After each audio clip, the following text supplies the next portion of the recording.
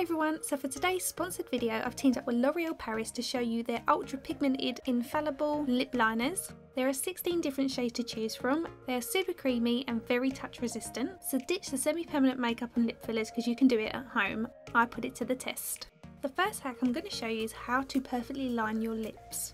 Start by drawing an X across your cupid's bow. Next, line the base of your lower lip. Then you want to create the perfect V shape on the outer corners of your lips, making sure they connect as you open your mouth. We now have the perfect alignment, it's just a case of matching the lines up nice and straight. It's these lines that can really throw the lips off and make them look uneven. So having our quadrant guide is a great way to match the lips up perfectly. These lip liners are ultra saturated and super creamy, so they're really comfortable to wear all over the lips. And that's my tip on how to achieve perfectly lined, well balanced lips.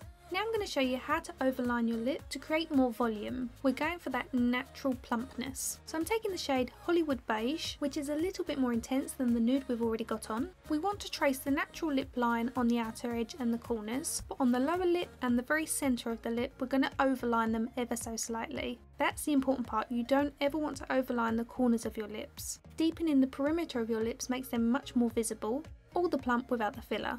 We can use lip liners to also change the shape of our lips. For example, if your top lip is much smaller than your bottom, then you want to emphasise that more so.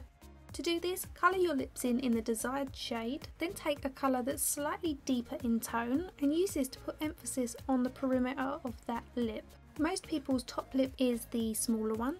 So we're tracing the lip line using the deeper tone and I'm feathering the colour downwards, creating a bit of an ombre effect. So here you can see the top lip looks more prominent, and to create some balance to that colour so it doesn't look odd, we're subtly lining the very base of the bottom lip, not all the way along, just the centre. And that's a great way to change your lips to create more balance or to emphasise your smaller one. Now this one is an unusual lip liner, this one is a highlighter. Adding a touch of glow to the very top of your cupid's bow is a great way to emphasise that nice beautiful V shape.